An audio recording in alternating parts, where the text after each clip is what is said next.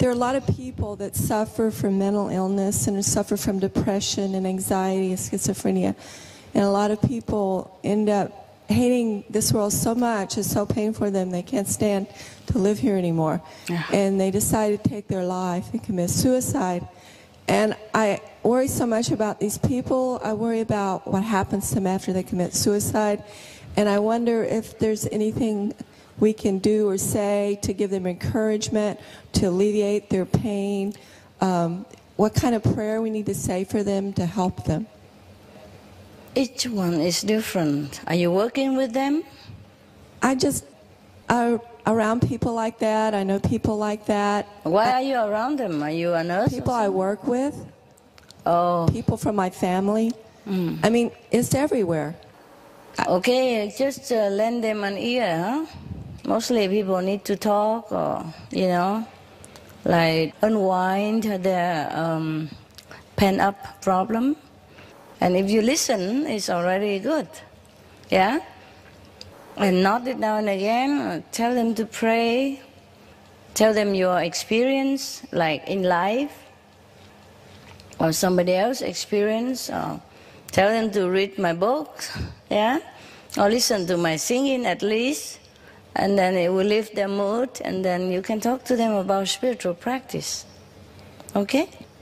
But when they commit suicide, do they go to hell? Do they have to suffer even more there? Yeah. It depends. So, trying to run away from the problem, they just dig themselves into a deeper hole. Yeah, that's it. Better not do it that way.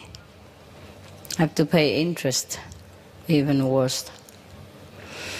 People commit suicide. It's not like God punished them or anything, but when they commit suicide, that means at that time they are very low on self-esteem, or very low on hope, yeah? And in that state of mind, they're not going anywhere better. Do you understand me? Heaven is the making of a human happiness, okay? And hell is a result of human negative thinking or action. Yeah? It depends on where you want to go. Your thinking make you go where you are.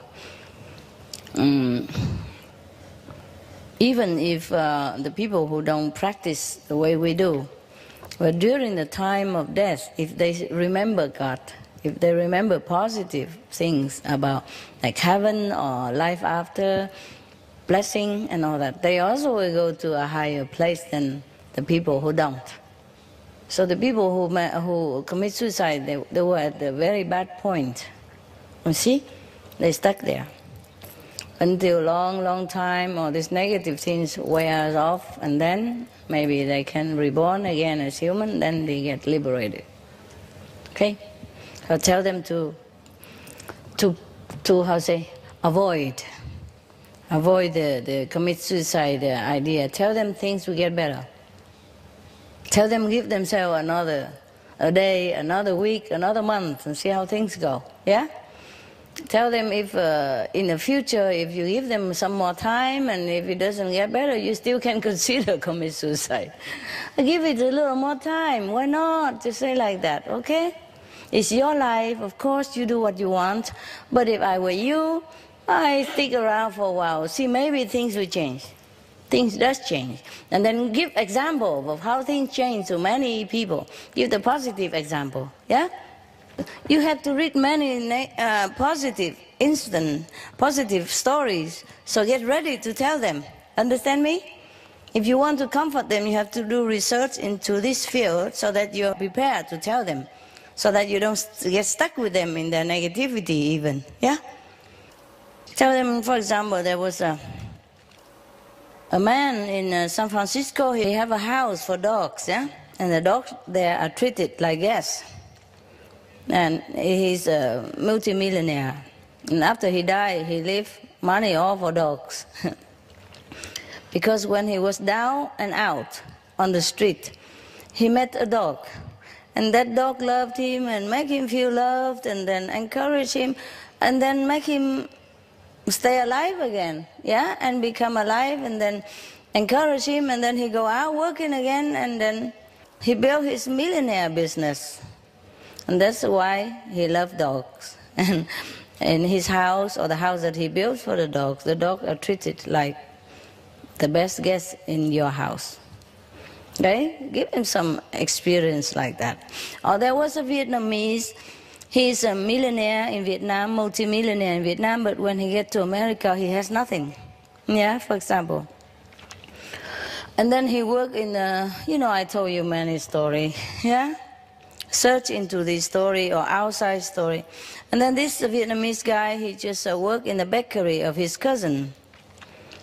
And he don't go out, he don't have car, he just live at the back of the shop, you know? Yeah, with the sponge bath, him and his wife, for 3 years long. So he saved money on bus, he saved money on rent, he saved money on electricity and water, he saved money on tax, he saved money on everything. He saved every penny they have. And at the end of 3 years, he bought the shop from his cousin and continued the bakery. And later, because he also saving, continue living on the back of the shop, not renting a house yet. Yes. And so after that, and then he keep expanding, and then he changed into other business and he become multi-millionaire again in no time. Tell them all this kind of story, or a better story somewhere else, okay? Tell them that things always change. Things always change. Or tell them from your experience, like before you were what and after you are what, okay? Or some of the disciples that you know, bring them in the picture, support your idea, okay? Right. It has to be a supportive, a real story. Make them, encourage them, make them see the future, hope. Yes, it's difficult, but if somebody talk to them, it might open their mind. Okay? Listen to their story and then talk to them.